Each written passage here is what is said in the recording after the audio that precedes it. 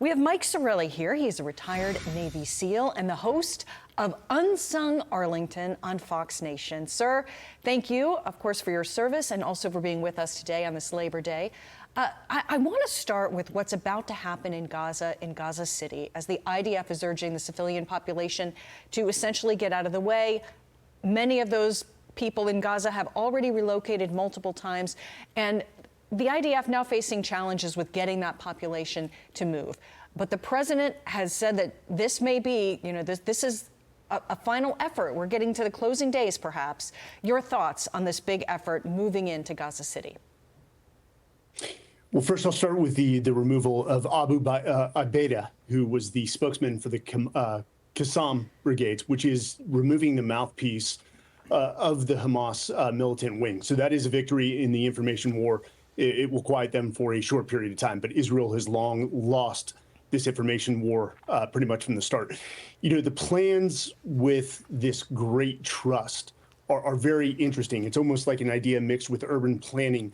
However, it will create outrage not only amongst the EU, the Arab League, and internationally the UN. It's going to be met with resistance both legally and just, again, losing the information war.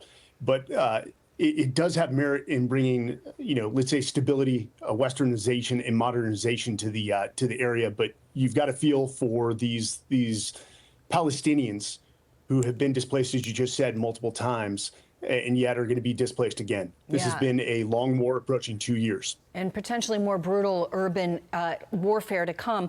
I want to touch on both of those things you just talked about, both the end to this strike and the information war that has just been won. We have the Minister of Defense, Israel Katz. He put this on X recently.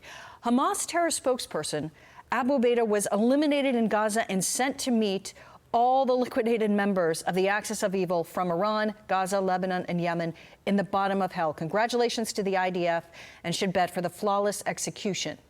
Soon, with the intensification of the campaign in Gaza, many more of his criminal partners, Hamas murderers and rapists, will join him there. So that's another message in this information war. The IDF, the Israelis, warning Hamas that continues to cling to power there on the ground, that the strikes are coming. It is. And you've got to hand it to Israel. They have surgically decimated Hamas in the leadership, from their intel wings to their militant, brigades to even their spokesman. And they're going to continue to do so. Israel is deaf to the global outrage. Again, you've got to have some empathy for Israel, who's been under decades, centuries, the Jewish people of violence at the hands of Hamas, Palestinians, Arabs. So, they are going to see this through to the end. The world doesn't understand that. I understand the cries for a Palestinian statehood, but it's a very different reality for Israel. And they've come to the realization, and they're going to see it through, that they need 100% control of Gaza. And the other important topic we're talking about, this great trust proposal.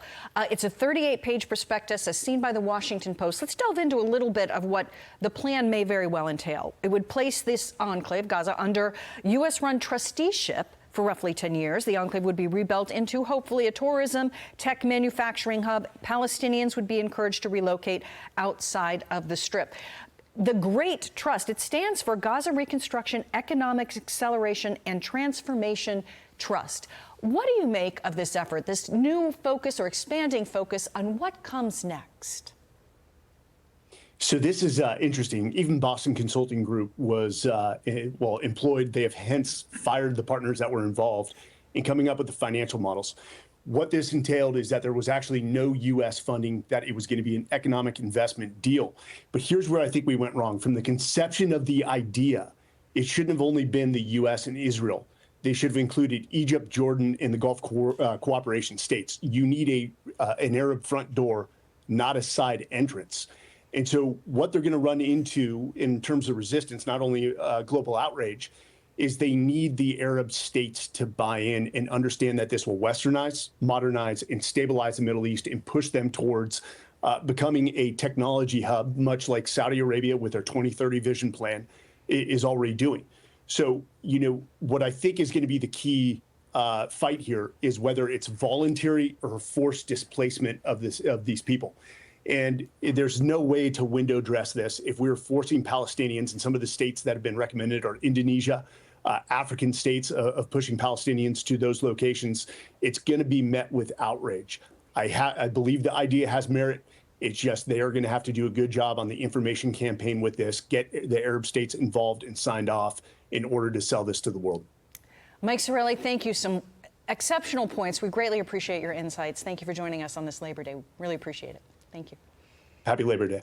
Thanks. Hey, Sean Hannity here. Hey, click here to subscribe to Fox News YouTube page and catch our hottest interviews and most compelling analysis. You will not get it anywhere else.